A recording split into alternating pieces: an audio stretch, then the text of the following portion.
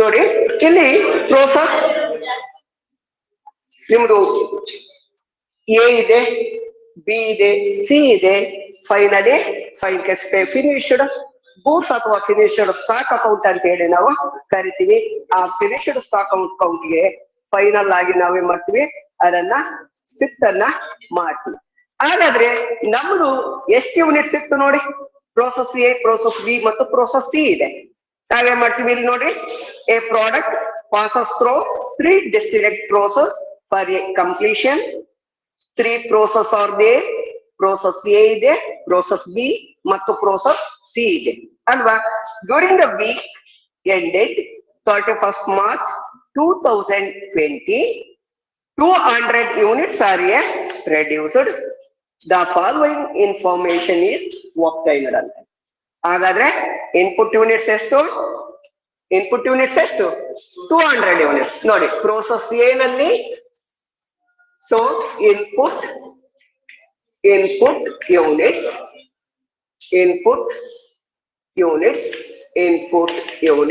ಅಥವಾ units introduced ಅಂತ ಹೇಳಿ ನಾವು ಕರಿತೀವಿ.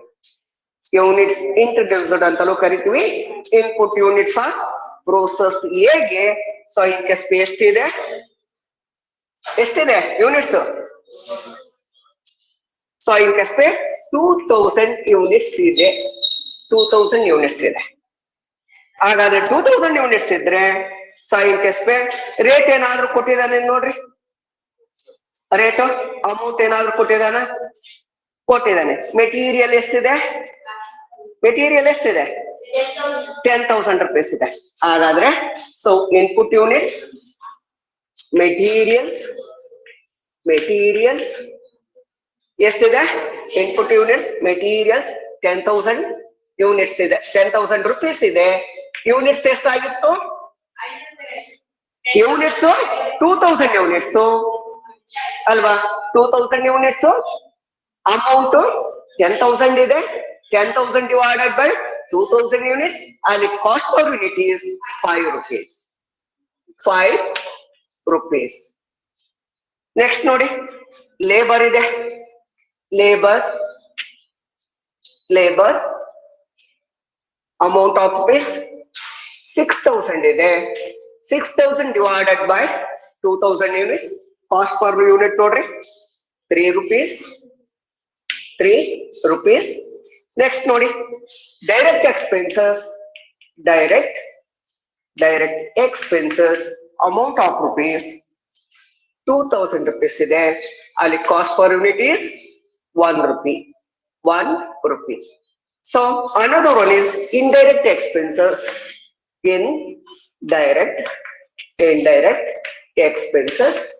Indirect expenses ಎಷ್ಟಿದೆ ನೋಡಿ, ಟೋಟಲ್ ಅಮೌಂಟ್ ಆಫ್ rupees 5,600 ಇದೆ.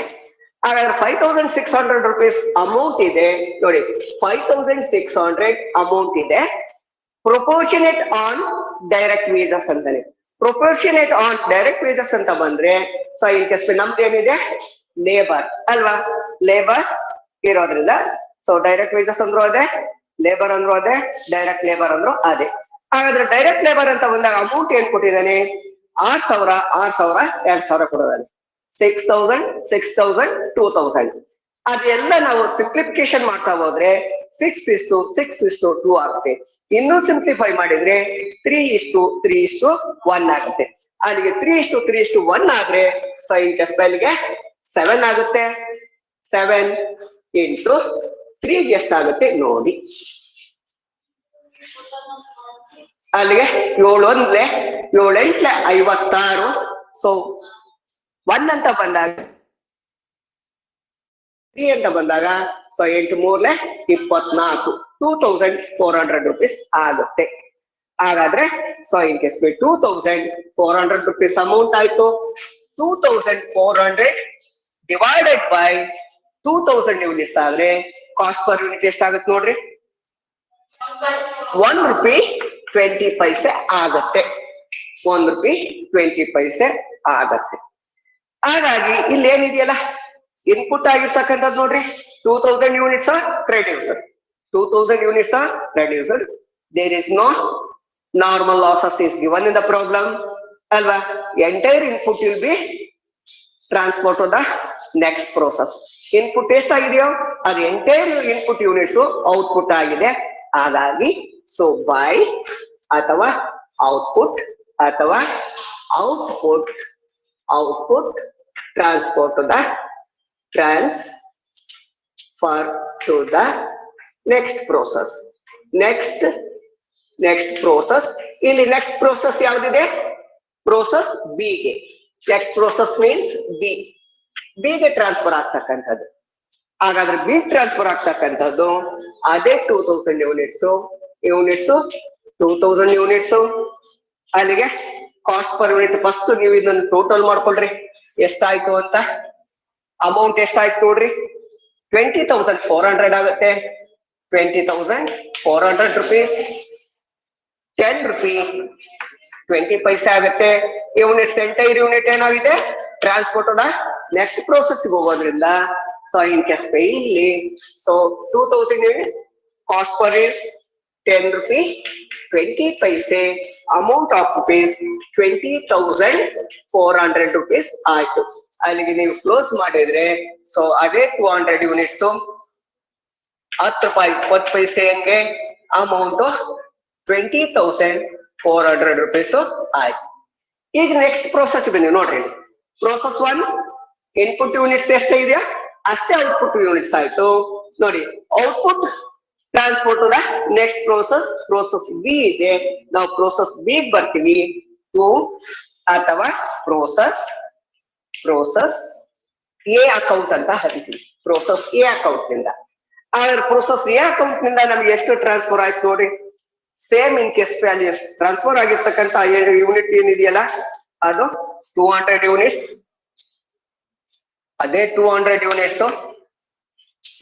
Units amount of rupees 10 rupee 20 paise.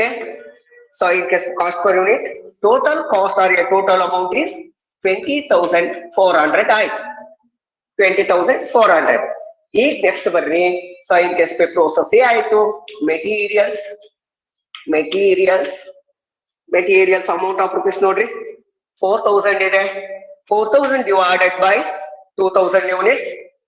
Cost per unit is 2 rupee. Next ನೋಡ್ರಿ ಲೇಬರ್ ಅಮೌಂಟ್ ಆಫ್ rupees 6,000 ಇದೆ. 6,000 divided by 2,000.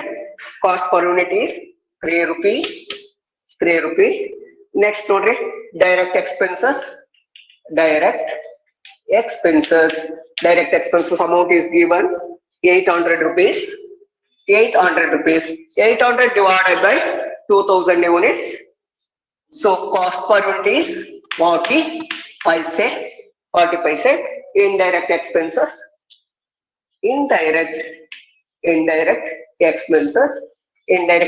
amount will be calculated 2,400 rupees. Cost per unit is 1 rupee 20 paise. 1 rupee 20 paise. Idan total ನೋಡ್ರಿ. Total 2,000 units entire input will be transport to the next process here. So 16 rupees 80 paise. Amount of rupees 33,600. ಅಲ್ಲಿ 33,600 ಆಗುತ್ತೆ. So process ಅಥವಾ output transfer to next process ಯಾವ್ದು ನಮ್ದು ಸಿಗೆ ಹೋಗ್ತಕ್ಕಂಥದ್ದು. ಅಲ್ಲಿಗೆ ಅದೇ 2,000 units output 2,000 ಆಗುತ್ತೆ. ಅಮೌಂಟ್ 16 rupees 80 paise ಆಗುತ್ತೆ. ಅಮೌಂಟ್ 33,600 rupees ಆಗುತ್ತೆ. 33,600 rupees. 2,000 units. Rate of rupees 16 rupees 80 paise. Amount of rupees 33,600. ಈಗ ನಾವು ನೆಕ್ಸ್ಟ್ ಪ್ರೋಸೆಸ್ ಬರ್ತೀವಿ. So in case pay process B account ಅಂತೀವಿ, ಪ್ರೋಸೆಸ್ ಬಿ ಅಕೌಂಟ್ ಅಥವಾ ಪ್ರೋಸೆಸ್ ಬಿ. ಈಗ ನಾವು ಟ್ರಾನ್ಸ್ಫರ್ ಮಾಡಿರ್ತಕ್ಕಂಥದ್ದಿದೆ 200 units, rate 16 rupees 80 paise, amount of rupees 33,600 rupees. Next ನಿಮ್ದು material ನೋಡ್ರಿ, materials so in case pay 4,000 rupees ಇದೆ. 4,000 divided by 2,000 2 rupee. So in case pay labor amount of rupees 2,000 ಇದೆ. 2,000 divided by 2,000 1 rupee. Next in case pay direct expenses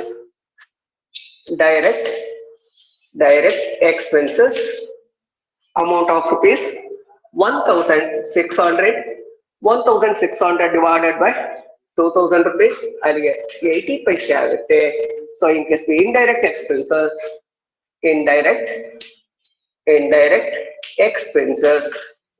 expenses amount of rupees 800 rupees ಇದೆ ಅಲ್ಲಿಗೆ. So in case 40 ಪೈಸೆ ಆಗುತ್ತೆ. ಅಲ್ಲಿ 40 ಪೈಸೆ ಆದ್ರೆ so ಇದನ್ನ total ಅನ್ನ ಮಾಡ್ಕೊಳ್ರಿ. Total 2,000 units, rate of rupees 21 rupee, amount of rupees 42,000. ಇಲ್ಲಿ ನೀವೇನ್ ಮಾಡ್ತೀರಿ automatically. So in case pay output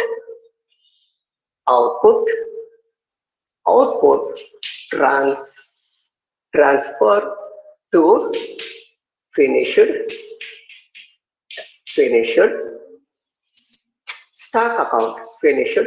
stock account. 2,000 units, rate of rupees 21, amount of rupees 42,000. And so in case the closing 2,000 units, 21 rupee, amount of rupees 42,000. ಈಗ ನೀವೇನ್ ಮಾಡ್ತೀರಿ, finished stock account ಬರ್ತೀರಿ. Finished stock account ನಲ್ಲಿ ಯಾವ್ದ್ರಿಂದ transfer ಆಗಿದೆ ನೋಡಿ, output transfer to the finished stock account credit side ಇದೆ. ಅದೇ finished stock account debit side ಗೆ ಟು ಪ್ರೋಸೆಸ್ ಸಿ ಅಕೌಂಟ್ ನಲ್ಲಿ. ಸೊ ಎಷ್ಟು ಯೂನಿಟ್ಸ್, 2,000 ಯೂನಿಟ್ಸ್, ರೇಟು 21 rupees ನಂಗೆ, ಅಮೌಂಟ್ 42,000 rupees ಟ್ರಾನ್ಸ್ಫರ್ ಆಗಿದೆ. ಈಗ ಒಂದು ಸರಿ ಸಿಂಪಲ್ ಕ್ಲಾರಿಫಿಕೇಶನ್ ನಾವು ಬಂದ್ಬಿಡೋಣ ಅಲ್ವಾ. Sum of the information is given in the problem. Direct and indirect expenses, that means overhead expenses will be given in the problem. ಇಲ್ಲಿ ಏನ್ ಮಾಡಿದಾನೆ, ಮೆಟೀರಿಯಲ್ ಕೊಟ್ಟಿದ್ದಾನೆ, ಲೇಬರ್ ಕೊಟ್ಟಿದ್ದಾನೆ, ಹಾಗೆ ಡೈರೆಕ್ಟ್ ಎಕ್ಸ್ಪೆನ್ಸಸ್ ಅನ್ನ ಕೊಟ್ಟಿದ್ದಾನೆ, ಇಂಡೈರೆಕ್ಟ್ ಎಕ್ಸ್ಪೆನ್ಸಸ್ ಅನ್ನ ಕೊಟ್ಟಿದ್ದಾನೆ. ಇಲ್ಲಿ 3 ಅಕೌಂಟ್ಸ್ ಇದೆ, process account, process A account, process B account, process C account ಇದೆ. ಹಾಗೆ ಫಿನಿಶ್ಡ್ ಸ್ಟಾಕ್ ಆರ್ಯ ಫಿನಿಶ್ಡ್ ಗೂಡ್ಸ್ ಅಕೌಂಟ್ ಅನ್ನ ನಾವೇನ್ ಮಾಡಿದ್ವಿ, ಪ್ರಿಪೇರ್ ಅನ್ನ ಮಾಡ್ಕೊಳ್ತಾ ಇದೀವಿ. ಇದನ್ನ ಒಂದೇ ಸರಿ ನೀವು ಮಾಡ್ಕೊಬಹುದು. ಏನ್ ಮಾಡ್ಬೋದು, process A, process B, process C. ಇಲ್ಲಿ ನೋಡಿ ಇದೇನಿದೆಯಲ್ಲ, ಯೂನಿಟ್ಸ್ ಇಂಟ್ರೊಡ್ಯೂಸ್ ಮಾಡ್ಕೊಂಡ್ವಿ. ಇದನ್ನ ಮಾಡ್ಕೊಂಡಾಗ ಒಂದು ಕಾಲಮ್ ಅನ್ನ ಬಿಡೋದು. ಪ್ರೋಸೆಸ್ ಎ ಅಕೌಂಟ್ ಇದೆಯಲ್ಲ, ಈ ಪ್ರೋಸೆಸ್ ಎ ಅಕೌಂಟ್ ಅನ್ನ ಒಂದನ್ನ ಬಿಟ್ಕೊಳ್ಳೋದು. ಬಿಟ್ಕೊಂಡ್ಬಿಟ್ಟು ಏನ್ ಮಾಡ್ಬೋದು, ಇನ್ಫಾರ್ಮೇಶನ್ ಎಲ್ಲ ಫಿಲ್ ಮಾಡ್ತಾ ಹೋಗ್ಬಿಡ್ಬೋದು. ನೋಡಿ material, labour, indirect expenses, direct expenses ಎಲ್ಲ ಫಿಲ್ ಮಾಡ್ಕೊಂಡ್ಬಿಡ್ಬೋದು. ಫಿಲ್ ಮಾಡ್ಕೊಂಡಾಗ ನಿಮ್ಗೆ ಟೈಮ್ ಉಳಿತಿದ್ದೆ. ಇಲ್ಲ ನಾವು 1 by 1 ಹೋಗ್ತೀವಿ ಅಂದ್ರೆ 1 by 1 ಹೋಗ್ಬೋದು. ಯಾವಾಗ ಅಂದ್ರೆ ನಿಮಗೆ ಇಲ್ಲಿ ಎಲ್ಲಾ ಯೂನಿಟ್ಸ್ ಏನಾಗಿದೆ ನೋಡ್ರಿ, ಎಲ್ಲಾ ಯೂನಿಟ್ಸ್ ಏನಾಗಿದೆಯಲ್ಲ, ಎಲ್ಲಾ ಯೂನಿಟ್ಸ್ ಇನ್ಪುಟ್ ಆಗಿರೋದು ಔಟ್ಪುಟ್ ಆಗಿದೆ. ಇನ್ಪುಟ್ ಆಗಿರೋದು ನಾರ್ಮಲ್ ಲಾಸು ಅಥವಾ ಅಬ್ನಾರ್ಮಲ್ ಲಾಸು ಅಥವಾ ಅಬ್ನಾರ್ಮಲ್ ಗೈನ್ ಬರ್ತದೆ ಅನ್ನೋದಾದ್ರೆ ಆ ಇನ್ಫಾರ್ಮೇಶನ್ ಅಷ್ಟೇ ಹಾಕಿಬಿಟ್ಟು ಕ್ಯಾಲ್ಕುಲೇಟ್ ಬಿಟ್ಕೊಳ್ಳೋದು. ಈಗ ನೋಡಿ ನಾವೇನ್ ಮಾಡಿದ್ವಿ, ಇಲ್ಲಿ ಯೂನಿಟ್ಸ್ ಇಂಟ್ರೊಡ್ಯೂಸ್ ಅಂತೀವಿ ಅಥವಾ ಇನ್ಪುಟ್ ಯೂನಿಟ್ಸ್ ಅಂತೀವಿ. Units introduced are input units ಅಂತೀವಿ. ಇಲ್ಲಿ ಯೂನಿಟ್ಸ್ ಇಂಟ್ರೊಡ್ಯೂಸ್ಡ್ ನಾಗ ಏನಿದೆ 2000 ಯೂನಿಟ್ಸ್ ಆರ್ ಎ ಪ್ರೊಡ್ಯೂಸ್ಡ್ ಅಥವಾ ಮ್ಯಾನುಫ್ಯಾಕ್ಚರಿಂಗ್ ಅಂತಾನೆ. ಹಾಗಾದ್ರೆ 2000 ಯೂನಿಟ್ಸ್ ಉತ್ಪಾದನೆ ಆಗಿದೆ. ಆ ಉತ್ಪಾದನೆ ಆಗಿರ್ತಕ್ಕಂಥ ಯೂನಿಟ್ಸ್ ಏನಿದೆಯಲ್ಲ ಆ ಯೂನಿಟ್ಸ್ ಎಂಟೈರ್ ಯೂನಿಟ್ ಏನಾಗಿದೆ ಅದು ಔಟ್ಪುಟ್ ಆಗ್ಬಿಟ್ಟು next process and finally transport the finished goods ಆಗಿ ಫಿನಿಶ್ಡ್ ಸ್ಟಾಕ್ ಅಕೌಂಟ್ ಗೆ ಹೋಗ್ತಾ ಇದೆ. ಹಾಗಾಗಿ ನಾವೇ ಮಾಡಿದ್ವಿ ನೋಡಿ, input units 2000 units, input units 2000 units ಆದಾಗ ಮೆಟೀರಿಯಲ್ ಅಮೌಂಟ್ ಎಷ್ಟಿದೆ 10,000 ಇದೆ. 2000 ಯೂನಿಟ್ಸ್ ಗೆ ಟೋಟಲ್ ಅಮೌಂಟ್ ಆಗಿ ಟೋಟಲ್ ಕಾಸ್ಟ್ 10,000 ಆದ್ರೆ ಕಾಸ್ಟ್ ಪರ್ ಯೂನಿಟ್ ಏನಾಗುತ್ತೆ 5 ಆಗುತ್ತೆ. ಹಾಗೆ ಲೇಬರ್ ನೋಡ್ರಿ 6,000 ಇದೆ. 6,000 ಡಿವೈಡೆಡ್ ಬೈ 2000 ಯೂನಿಟ್ಸ್ ಅಲ್ಲಿ 3 rupees ಆಗುತ್ತೆ. ಡೈರೆಕ್ಟ್ ಎಕ್ಸ್ಪೆನ್ಸಸ್ 2000 ಇದೆ. ಯೂನಿಟ್ಸ್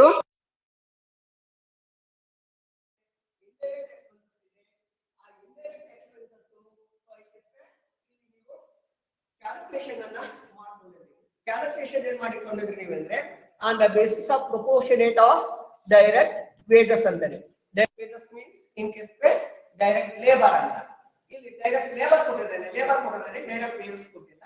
ಹಾಗಾಗಿ ಲೇಬರ್ ಕೊಟ್ಟಿರೋದ್ರಿಂದ ಆ ಲೇಬರ್ ಮೇಲೆ ಏನ್ ಮಾಡ್ತೀವಿ ನಾವು ಅದನ್ನ ಪ್ರೊಪೋರ್ಷನೇಟ್ ಅನ್ನ ಮಾಡ್ಕೊತೀವಿ. 6,000 and 2,000 ಇದೆ. ಅದನ್ನ ನಾವು ಸಿಂಪ್ಲಿಫಿಕೇಶನ್ ಮಾಡ್ಕೊಂಡಾಗ 3:1 ಬಂದಿದೆ. ಹಾಗಾಗಿ 3:1 ಮಾಡ್ಕೊಂಡಾಗ 2,400 plus 800 ಆಗುತ್ತೆ. ಅಲ್ಲಿ 5,600 ಮಾಡ್ಕೊಂಡ್ವಿ. ಇಲ್ಲಿ ಮಾಡ್ಕೊಂಡ್ಮೇಲೆ ಯಾವುದೇ additional information is not given in the problem. That means no normal losses, there is no abnormal losses, any other abnormal gain ಯಾವುದು ಇಲ್ಲ. ಯಾಕೆಂದ್ರೆ ಇನ್ಪುಟ್ ಎಷ್ಟಿದೆಯೋ ಅಷ್ಟೇ ಔಟ್ಪುಟ್ ಆಗೋದ್ರಿಂದ ಇದು ಯಾವುದು ಬರೋದಿಲ್ಲ.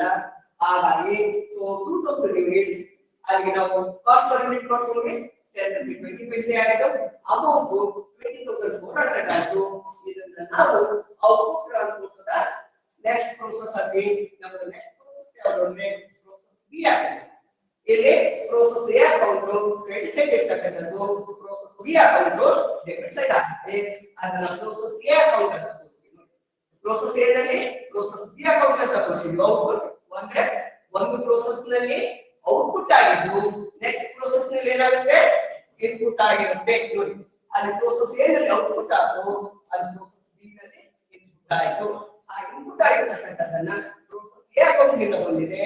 ಎಷ್ಟು 2000 ಯೂನಿಟ್ಸ್ ರೇಟ್ 10 ರೂಪಾಯಿ 20 ಪೈಸೆಗೆ ಅಲ್ಲಿ ಅಮೌಂಟ್ 20,400. ಅಂದ್ರೆ ಒಂದು ಪ್ರೋಸೆಸ್ ನಿಂದ ಒಂದು ಸ್ಟೇಜ್ ನಿಂದ ಎರಡನೇ ಸ್ಟೇಜ್ ಬಂದಿದೆ. ಎರಡನೇ ಸ್ಟೇಜ್ ಗೆ ಏನೇನು ಖರ್ಚಾಗಿದೆ ಮೆಟೀರಿಯಲ್ಸ್ ಗೆ 4,000 ಆಗಿದೆ, ಲೇಬರ್ ಗೆ 6,000 ಆಗಿದೆ, ಡೈರೆಕ್ಟ್ ಎಕ್ಸ್ಪೆನ್ಸಸ್ 800 ಆಗಿದೆ, ಇಂಡೈರೆಕ್ಟ್ ಎಕ್ಸ್ಪೆನ್ಸಸ್ 2,400 ಆಗಿದೆ. ಎಷ್ಟಕ್ಕೆ 200 ಯೂನಿಟ್ಸ್ ಗೆ ಅದನ್ನ ನಾವು ಇದು ಮಾಡಿದ್ರೆ ಫೈನಲ್ ಆಗಿ 2000 ಯೂನಿಟ್ಸ್ ಗೆ ಅಮೌಂಟ್ ಆಗಿದೆ ಎಷ್ಟು. ನೆಕ್ಸ್ಟ್ ಪ್ರೋಸೆಸ್ ಅಂದ್ರೆ ಪ್ರೋಸೆಸ್ ಬಿ ನಲ್ಲಿ 33,600 ಆಗಿದೆ. 33,600 ಡಿವೈಡೆಡ್ ಬೈ 2000 ಯೂನಿಟ್ಸ್ ಗೆ 16 rupees 80 ಪೈಸೆ ಬಂತು. ಅದೇ 16 rupees 80 ಪೈಸೆಯನ್ನ output transfer to the next process ಅಲ್ಲಿ ಪ್ರೋಸೆಸ್ ಸಿ ಬಂತು. ಆ ಪ್ರೋಸೆಸ್ ಸಿ ಬಂದದನ್ನ ಯಾವ್ದ್ರಿಂದ ಇದು ಟ್ರಾನ್ಸ್ಫರ್ ಆಗಿದ್ದು ಸಿ ಇಂದ ಅಂದ್ರೆ ಬಿ ಇಂದ. ಇಲ್ಲಿ ಸಿ ನೋಡಿ ಟ್ರಾನ್ಸ್ಫರ್ ಟು ಸಿ ಅಲ್ಲಿ ಸಿ ನಲ್ಲಿ ಏನ್ ಮಾಡ್ತೀವಿ process account C, process C account debit side, process B account ಅಂತ ಮಾಡ್ಕೊಳ್ತೀವಿ. ಆದ್ರೆ 2000 ಯೂನಿಟ್ಸ್ 16 ರೂಪಾಯಿ 80 ಪೈಸೆಗೆ ಟೋಟಲ್ ಕಾಸ್ಟ್ 33,600. ಹಾಗೆ ಮೆಟೀರಿಯಲ್ 4,000 ಇದೆ. 4,000 ಡಿವೈಡೆಡ್ ಬೈ 2000 ಯೂನಿಟ್ಸ್ 2 rupees ಆಯ್ತು. ಲೇಬರ್ 2,000 ಇದೆ. 2,000 ಡಿವೈಡೆಡ್ ಬೈ 2000 ಅಲ್ಲಿ 1 ರೂಪಾಯಿ ಆಯ್ತು. ಡೈರೆಕ್ಟ್ ಎಕ್ಸ್ಪೆನ್ಸಸ್ 1,600 ಇದೆ. 1,600 ಡಿವೈಡೆಡ್ ಬೈ 2000 ನಾವು ಮಾಡಿದ್ರೆ 80 ಪೈಸೆ ಆಗುತ್ತೆ. Indirect expenses calculated on the basis of direct labour ಗೆ ಮಾಡ್ಕೊಂಡಿದ್ವಿ. ಅಲ್ಲಿ 800 ಇತ್ತು. 800 ಡಿವೈಡೆಡ್ ಬೈ 2000 ಯೂನಿಟ್ಸ್ ಮಾಡಿದ್ರೆ 40 ಪೈಸೆ ಬಂತು. ಅಲ್ಲಿ ನಾವು ಟೋಟಲ್ ಅನ್ನು ಮಾಡ್ಕೊಂಡ್ವಿ.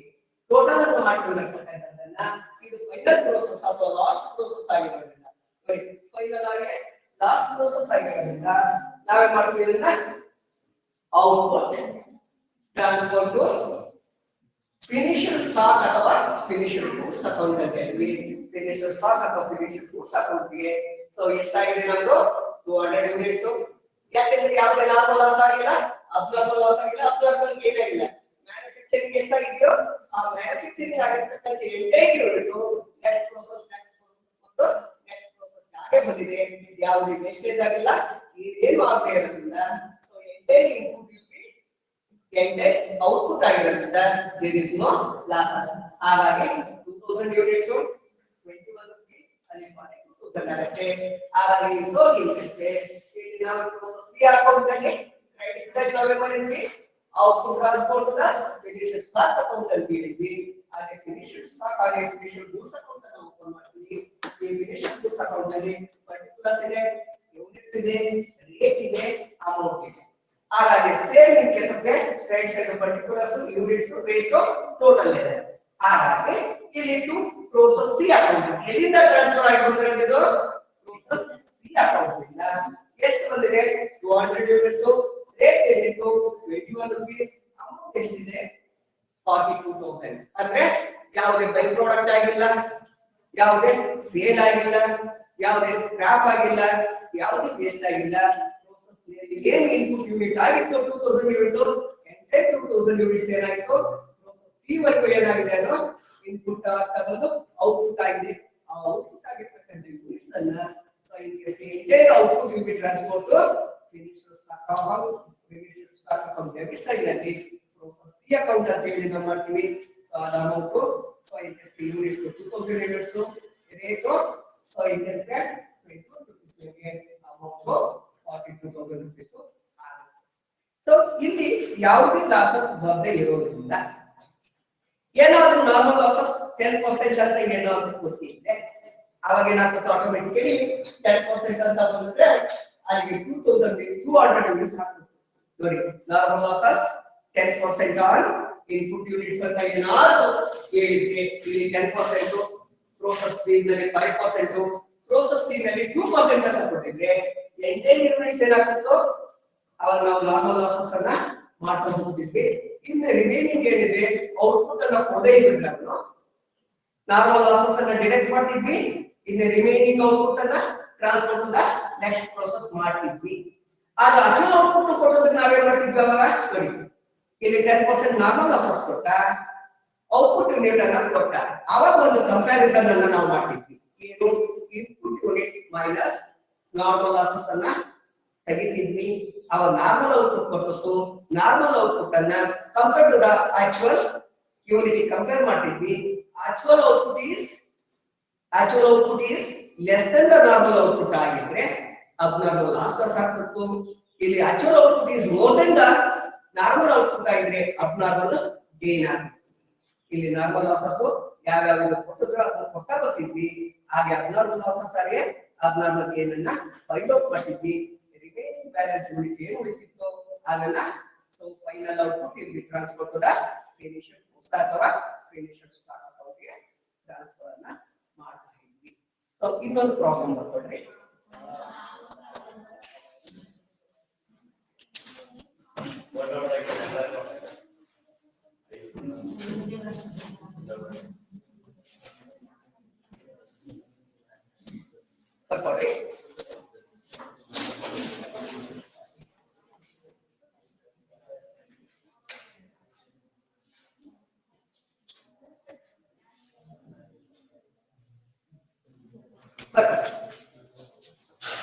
A product X is obtained. Product X is obtained after it is passed through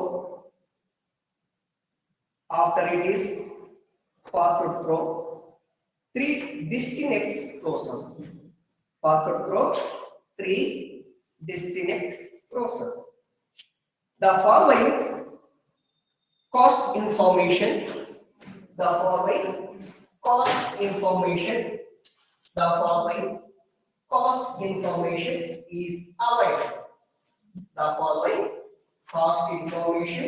is available.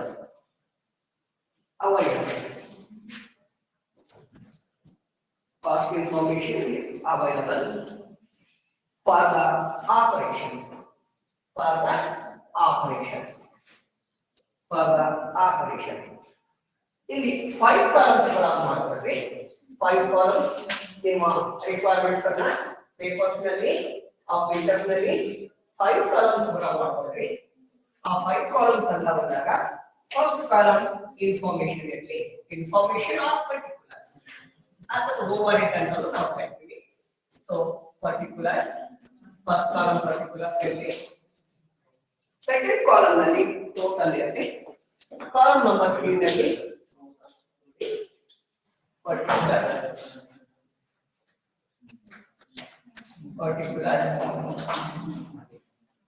total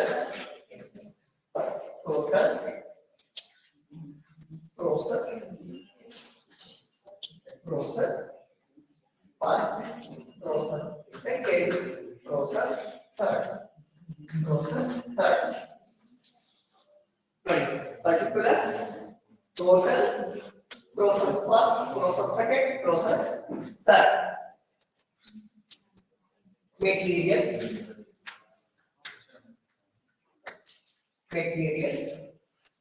Total amount of rupees 5,625. 5,625.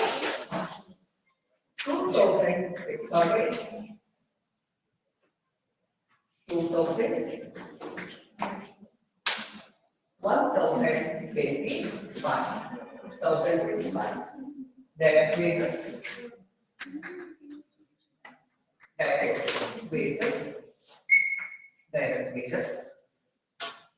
7,340.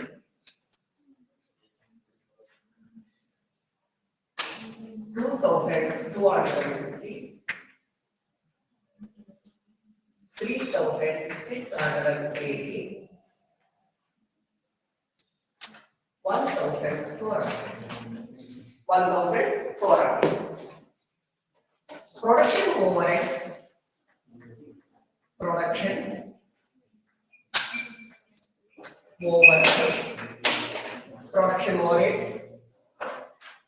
Production overhead. Production overhead. 7,330. 7,330. 500 units. 500 units. Rate of fees 4. 500 units. Rate of fees 4 per unit. 4 per units. One introduction.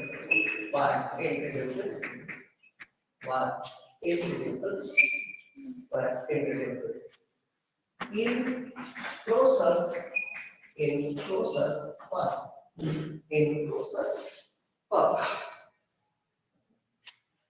Process first. Production overhead. Production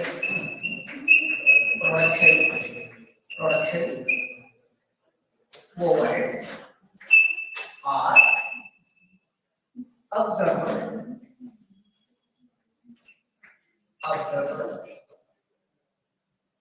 as a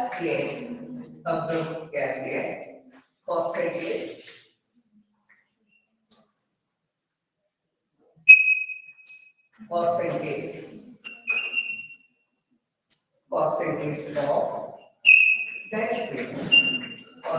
of direct wages. Actual output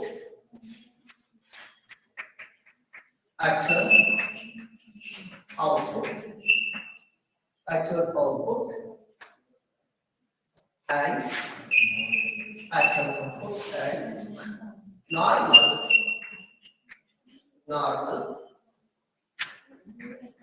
loss of the respective respective normal laws of the respective process are process are ಇಲ್ಲಿ ನಾಲ್ಕು column ಮಾಡ್ಕೊಳ್ರಿ. First column information ಇರಲಿ, output units, normal losses,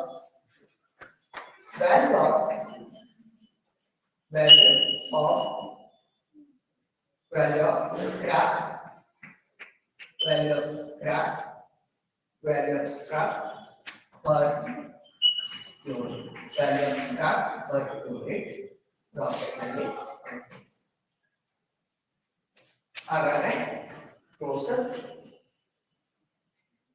first ನಲ್ಲಿ output 450 units, normal loss 10%, scrap value of the scrap rupees 2. Process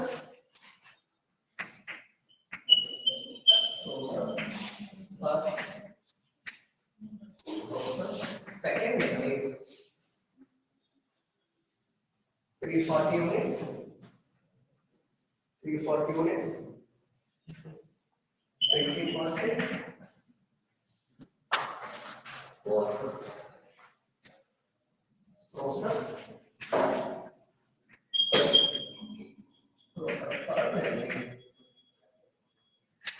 270 units ಇದೆ, 25% ಇದೆ normal losses, scrap variation 5 units ಇದೆ, 5 ಇದೆ. There is no stock. There is no stock or work in progress. There is no stock or work in progress in any process.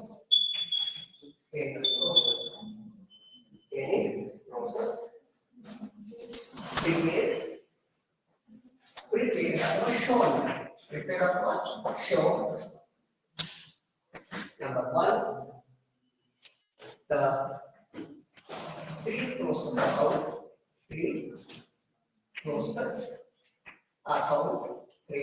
account. Number 2, abnormal. The abnormal loss and abnormal gain. Abnormal loss and abnormal gain.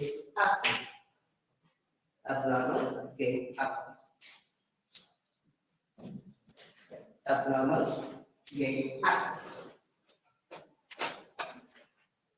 ಇಲ್ಲೊಂದ್ಸರಿ ಸ್ವಲ್ಪ ಈ ಕಡೆ ಗಮನ ಇರಲಿ,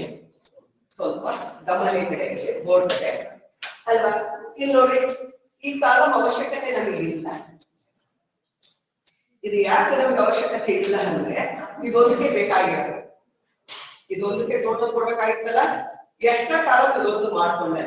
ಯಾಕೆ ಅಂದ್ರೆ ಇಲ್ಲಿ ನೋಡಿ 5625 ಅವರು ಬೈಫರ್ಕೇಟ್ ಮಾಡ್ಬಿಟ್ಟಿದ್ದಾರೆ ಅಲ್ವಾ. ಈ ಮೂರನ್ನು ಟೋಟಲ್ ಮಾಡಿದ್ರೆ process 1, process 2, process 3, process first second third ಅನ್ನ ನೀವು ಟೋಟಲ್ ಮಾಡಿದ್ರೆ ಮೂರು 5625 ಒಂದು ಕ್ಲಾರಿಫೈ ಆಗಿದೆ ಅಲ್ವಾ. Total is given, the total amount will be bifurcated towards the various process. ಅವರೇ ಮಾಡಿಬಿಟ್ಟಿದ್ರೆ ನಮಗೆ ಕೆಲಸ ಇಲ್ಲ. ಎರಡನೇದು ಸೇಮ್ ಆಗಿದೆ. ಇಲ್ಲಿ ನೋಡಿ ಪ್ರೊಡಕ್ಷನ್ ಓವರ್ ಹೆಡ್ಸ್ ಇದೆ. Production over heads means manufacturing over head ಅಂತ ಹೇಳ್ತೀವಿ ನಾವು ಅಲ್ವಾ, ಮ್ಯಾನುಫ್ಯಾಕ್ಚರಿಂಗ್ ಕಾಸ್ಟ್ ಅಂತ ಹೇಳ್ತೀವಿ. ಇಲ್ಲಿ ಪ್ರೊಡಕ್ಷನ್ ಓವರ್ ಹೆಡ್ ಎಷ್ಟಿದೆ? 7330 ಇದೆ. ಮತ್ತೆ ಹೇಳ್ತಾರೆ on the basis of direct wages ಅಂತ ಹೇಳ್ಬಿಡೋದು. On the basis of direct wages ಅಂತ ಹೇಳಿರೋದ್ರಿಂದ ಇಲ್ಲಿ ನಿಮಗೆ ಕೆಲಸ ಇಲ್ಲ. ಯಾಕೆಂದ್ರೆ ಡೈರೆಕ್ಟ್ ವೇಜಸ್ ಅವನೇ ಅಲೋಕೇಟ್ ಮಾಡಿದರೆ ಮಾರ್ಕ್ ಎಷ್ಟಾಗುತ್ತೆ ಅದೇ 2250 rupees ಆಗುತ್ತೆ. ಇದು 3060 ಆಗುತ್ತೆ. ಇದು 1400 rupees ಆಗುತ್ತೆ. ಅಲ್ಲಿಗೆ ನಿಮ್ದೆಲ್ಲ ಎಂಟೈರ್ 3 ಪ್ರೋಸೆಸ್ ಇದೆಯಲ್ಲ, process first, process second, process third ಗೆ ಇದೆಲ್ಲ ಏನಿದೆಯಾ materials, direct wages, production overhead ಅನ್ನ ಆಲ್ ಪ್ರೋಸೆಸ್ ಗೆ ಡೆಬಿಟ್ ಮಾಡಬಹುದು. 3 ಪ್ರೋಸೆಸ್ ಇದೆಯಲ್ಲ, process first, process second and also process third ಗೆ ನೀವೇನ್ ಮಾಡಬಹುದು, ಇದನ್ನೆಲ್ಲ ಅಮೌಂಟ್ ಅನ್ನ ಡೆಬಿಟ್ ಮಾಡಬಹುದು. ಮಾಡಿದ್ರಿ ನೆಕ್ಸ್ಟ್ ನಮಗೆ ಪ್ರೊಸೀಜರ್ಸ್ ಏನು ಇಲ್ಲಿ ಬನ್ನಿ. ಫಸ್ಟ್ ಪ್ರೋಸೆಸ್ ಗೆ ಏನಿದೆ ನೋಡಿ, 500 units at rupees 4 per unit were introduced in process A ಅಂತ ಅಲ್ವಾ. ಪ್ರೋಸೆಸ್ A ನಲ್ಲಿ 500 units ಇಂಟ್ರೊಡ್ಯೂಸ್ ಆಗಿದೆ, ರೇಟ್ ಹೆಂಗೆ 4 ರೂಪಾಯಿಗೆ ಆಗಿದೆ. ಅವಾಗ ನೀವೇನ್ ಮಾಡಬೇಕು, ಇನ್ಪುಟ್ ಯೂನಿಟ್ಸ್ ಅಥವಾ ಯೂನಿಟ್ಸ್ ಇಂಟ್ರೊಡ್ಯೂಸ್ಡ್ ಫಸ್ಟ್ ಪ್ರೋಸೆಸ್ ನಾಗ ಏನ್ ಮಾಡಬೇಕು, ಯೂನಿಟ್ಸ್ ಇಂಟ್ರೊಡ್ಯೂಸ್ಡ್. ಸೊ ಇದಕ್ಕೆ ಯೂನಿಟ್ಸ್ ಕಾಲಮ್ ಇದೆ, ಇನ್ಪುಟ್ ಯೂನಿಟ್ಸ್. ಆ ಇನ್ಪುಟ್ ಕಾಲಮ್ ನಲ್ಲಿ 500 ಯೂನಿಟ್ಸ್, ಕಾಸ್ಟ್ ಪರ್ ಯೂನಿಟ್ ನಲ್ಲಿ 4 ರೂಪೀಸ್ ಹಾಕಿದ್ರೆ ಅಲ್ಲಿ ಅಮೌಂಟ್ ಕಾಲಮ್ ನಲ್ಲಿ ಏನಾಗುತ್ತೆ 2000 ರೂಪೀಸ್ ಆಗುತ್ತೆ. ಆ 2000 ರಿಮೈನಿಂಗ್ ಮೆಟೀರಿಯಲ್ 2600, ಆ direct wages 2250, next production overhead 2250 ಅನ್ನ ಮಾಡ್ಕೊಂಡ್ರಿ. ನೆಕ್ಸ್ಟ್ ಏನ್ ಬಂದ ಇಲ್ಲಿ ಬಂದ್ಬಿಡ್ತೀವಿ. So I process account credit side ಬರ್ತೀವಿ. ಆ ಕ್ರೆಡಿಟ್ ಸೈಡ್ ಏನ್ ಮಾಡ್ತೀರಿ, ಪ್ರೋಸೆಸ್ ಫಸ್ಟ್ ನಲ್ಲಿ ನಾರ್ಮಲ್ ಲಾಸಸ್ ಅನ್ನ ಮಾಡ್ತೀವಿ. ಏನಿದೆ ನಾರ್ಮಲ್ ಲಾಸಸ್, ಆ ನಾರ್ಮಲ್ ಲಾಸಸ್ ಅನ್ನ ನೀವು ಔಟ್ಪುಟ್ ಯೂನಿಟ್ಸ್ ಮೇಲೆ ಮಾಡೋದಿಲ್ಲ, ಇನ್ಪುಟ್ ಯೂನಿಟ್ಸ್ ಮೇಲೆ ಮಾಡಬೇಕು. Normal losses will be calculated on input units ಮೇಲೆ ಮಾಡಬೇಕಾಗುತ್ತೆ. ಹಾಗಾದ್ರೆ ಇನ್ಪುಟ್ ನಾರ್ಮಲ್ ಲಾಸಸ್ ಅನ್ನ ನೀವು ಮಾಡೋದಾದ್ರೆ ಸೊ ಎಷ್ಟಾಗುತ್ತೆ, ಇನ್ಪುಟ್ ಯೂನಿಟ್ಸ್ ಎಷ್ಟಿದೆ ನಮ್ದು ಇಲ್ಲಿ ನೀವು ಇದಾಗಿಲ್ಲ. Any normal losses will be calculated on the basis of input units ಮೇಲೆ ಮಾಡಬೇಕು, ಔಟ್ಪುಟ್ ಯೂನಿಟ್ಸ್ ಮೇಲೆ ಅಲ್ಲ. ಹಾಗಾದ್ರೆ ನಮ್ದು ಸೊ ಇನ್ಪುಟ್ ಯೂನಿಟ್ಸ್ ಎಷ್ಟಿದೆ 500 units at rupees 4 per units were introduced in process 1 ಅಂತ ಇದೆ. ಹಾಗಾದ್ರೆ ಸೊ 500 units ಮೇಲೆ ಮಾಡಿದ್ರೆ ನೀವು 10% ಅನ್ನ ಮಾಡಿದ್ರಿ, ಹಾಗೆ 50 units ಆಯಿತು. ನಾರ್ಮಲ್ ಲಾಸಸ್ 50 units ಆಯಿತು. ಮತ್ತೆ ಇನ್ನೇನು ಹೇಳ್ತಾರೆ ನೋಡಿ, ನಾರ್ಮಲ್ ಲಾಸಸ್ ಅನ್ನ ಇಷ್ಟಾದ್ಮೇಲೆ 10 ರೂಪೀಸ್ ನೋಡಿ, 12 of the scrap per unit 10 ಅಂತ ಹೇಳ್ತಾರೆ. ಅಲ್ಲಿ 2 ರೂಪೀಸ್ ಅಂತ ಹೇಳ್ತಾನೆ. 2 rupees into how much units, 50 units ಇತ್ತು ನಮ್ದು ನಾರ್ಮಲ್ ಲಾಸಸ್ ಆಗಿದೆ. ನಾರ್ಮಲ್ ಲಾಸಸ್ 500 units ಮೇಲೆ 10% ಮಾಡಿದ್ರೆ 50 units ಬಂತು. ಆ 50 units ಅನ್ನ ರಿಯಲೈಸ್ ಎಷ್ಟ್ರಾಗ ಆಗಿದೆ 2 ರೂಪೀಸ್ ಅಂತಾನೆ. ಅಲ್ಲಿ ಕಾಸ್ಟ್, ಟೋಟಲ್ ಕಾಸ್ಟ್ ಅಥವಾ ಅಮೌಂಟ್ ಕಾಲಮ್ ಎಷ್ಟಾಯ್ತು 100 ರೂಪೀಸ್ ಆಯ್ತು. ನೆಕ್ಸ್ಟ್ ಎಷ್ಟಾಗಿದೆ, ಔಟ್ಪುಟ್ ಎಷ್ಟಾಗಿದೆ 450. ಅಲ್ಲಿ ಎಷ್ಟಾಗಿದೆ ನಾರ್ಮಲ್ ಲಾಸಸ್ 50 units. ಅಲ್ಲಿ there is no abnormal loss, there is no abnormal gain. ಅಲ್ಲಿಗೆ ನಾರ್ಮಲ್ ಆಕ್ಚುಯಲ್ ಔಟ್ಪುಟ್ ಎಷ್ಟಿದೆ ನೋಡಿ, input units minus normal losses is equal to the actual output. There is no abnormal loss, there is no abnormal gain. ಇಲ್ಲಿ ಇನ್ಪುಟ್ ಅಲ್ಲಿ normal losses ಅನ್ನ less ಮಾಡಿದ್ವಿ, normal output ಬಂತು. Normal output is equal to the actual output. Actual output ಎಷ್ಟಾಗಿದೆ 450 ಆಗಿದೆ. Normal output ಎಷ್ಟಾಗಿದೆ 450 ಆಗಿದೆ. ಹಾಗಾಗಿ there is no abnormal loss, there is no abnormal gain. ಅಲ್ಲಿಗೆ ನೀವೇನ್ ಮಾಡ್ತೀರಿ, ಈ 450 ಯೂನಿಟ್ಸ್ ಇದೆಯಲ್ಲ, ಈ 450 ಯೂನಿಟ್ಸ್ ಅನ್ನ ನೆಕ್ಸ್ಟ್ ಪ್ರೋಸೆಸ್ ಬರ್ತೀವಿ. ಪ್ರೋಸೆಸ್ ಸೆಕೆಂಡ್ ಗೆ debit side to process first account ಅಂತ ಮಾಡ್ತೀರಿ. ಅದೇ 450 ಯೂನಿಟ್ಸ್ ಹಾಕ್ತೀರಿ, ಅದಕ್ಕೆ ಅಮೌಂಟ್ ಎಷ್ಟು ಬರುತ್ತ ಅಷ್ಟ ಹಾಕ್ತೀರಿ. ನೆಕ್ಸ್ಟ್ ಇದೆಯಲ್ಲ material, direct wages, production overhead ಅನ್ನ ಹಾಕ್ತೀರಿ. ಮತ್ತೇನ್ ಮಾಡ್ತೀರಿ, ಸೊ ಅಲ್ಲಿ 450 ಯೂನಿಟ್ಸ್ ಇದೆ ಅಲ್ವಾ. ಇಲ್ಲಿ ಇನ್ಪುಟ್ ಎಷ್ಟಾಗಿತ್ತು, ಇಲ್ಲಿ ಪ್ರೋಸೆಸ್ ಒಂದರಲ್ಲಿ ಔಟ್ಪುಟ್ ಆಗಿರ್ತಕ್ಕಂಥದ್ದು ಪ್ರೋಸೆಸ್ ಸೆಕೆಂಡ್ ಅಲ್ಲಿ ಇನ್ಪುಟ್ ಆಗಿದೆ. ಈ 450 ಯೂನಿಟ್ ಮೇಲೆ 20% ಮಾಡಬೇಕು. ಅಲ್ಲಿ 450 ಯೂನಿಟ್ ಮೇಲೆ 20% ಮಾಡಿದ್ರೆ ಅಲ್ಲಿಗೆ 90 ಯೂನಿಟ್ಸ್ ಬರ್ತದೆ. ಆ 90 ಯೂನಿಟ್ಸ್ ಬಂದ್ರೆ ಆ 90 ಯೂನಿಟ್ಸ್ ಏನು ನಾರ್ಮಲ್ ಲಾಸಸ್ ಅಥವಾ ನಾರ್ಮಲ್ ವೇಸ್ಟೇಜ್ ಅಂತೀವಿ. ಆ ನಾರ್ಮಲ್ ವೇಸ್ಟೇಜಸ್ ಅನ್ನ 4 ರೂಪಾಯಿ ನಾವು ಮಾಡ್ತೀವಿ. 4 ರೂಪಾಯಿ ಮಾಡಿದ್ರೆ 9 4 32 ಆಗುತ್ತೆ. ಅಲ್ಲಿಗೆ 320 ರೂಪಾಯಿ ಆಗಿರುತ್ತೆ. ಇನ್ನು ಇಲ್ಲಿಂದ ಬೇಕಾಗಿರ್ತಕ್ಕಂಥದ್ದು ಎಷ್ಟಾಗಿದೆ ಔಟ್ಪುಟ್ ಪ್ರೋಸೆಸ್ ಸೆಕೆಂಡ್ ಔಟ್ಪುಟ್ ಆಗಿರೋದು 340. ಈಗ ನೋಡಿ 450 ಇದೆ. 450ರಲ್ಲಿ ಸೊ ಆಗಿರ್ತಕ್ಕಂಥ ನಾರ್ಮಲ್ ಲಾಸಸ್ ಎಷ್ಟು 20% ಅಂತ ಬಂದಾಗ 90 ಯೂನಿಟ್ 90 ಯೂನಿಟ್ ರಿಮೈನಿಂಗ್ ಉಳಿದುದು ನಮ್ದು 360 ಯೂನಿಟ್ ಉಳಿತು ಅಲ್ವಾ. ನಾರ್ಮಲ್ ಔಟ್ಪುಟ್ 360 ಆಗಿದೆ. ನಮ್ದು ಅಕ್ಚುಯಲ್ ಔಟ್ಪುಟ್ ಎಷ್ಟಿತ್ತು ನೋಡಿ. ಅಕ್ಚುಯಲ್ ಔಟ್ಪುಟ್ ಎಷ್ಟಿದೆ 340 ಇದೆ. ಅಲ್ಲಿ ನೋಡಿ 340 ಪ್ಲಸ್ 90 ಅಲ್ಲಿ ಇಸ್ಕೊಂಡು ನೋಡಿ ಸಾರಿ ಅಲ್ವಾ. 3 ರಿಮೈನಿಂಗ್ 4 ಕಟ್ಟೆ ಎಷ್ಟಾಗಬೇಕಾಯ್ತು ನಮ್ದು 450 ಅಲ್ವಾ. 450 ಆದಾಗಿದ್ದು 430 remaining balance 20 units will be treated as abnormal loss ಅಂತ ಹೇಳಿ ನಾವು ಮಾಡ್ತೀವಿ.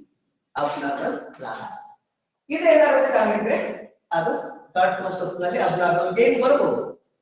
ಇವ್ಯಾವುದು ಫೈನಲ್ ನೋಡೋಣ ಎಷ್ಟಾಗುತ್ತೆ ಅಷ್ಟ ನೋಡ್ರಿ. ನೆಕ್ಸ್ಟ್ ಕ್ಲಾಸ್ ನಲ್ಲಿ ಬೇಕಾದ್ರೆ ಅದನ್ನ ಕಂಟಿನ್ಯೂ ಮಾಡೋಣ.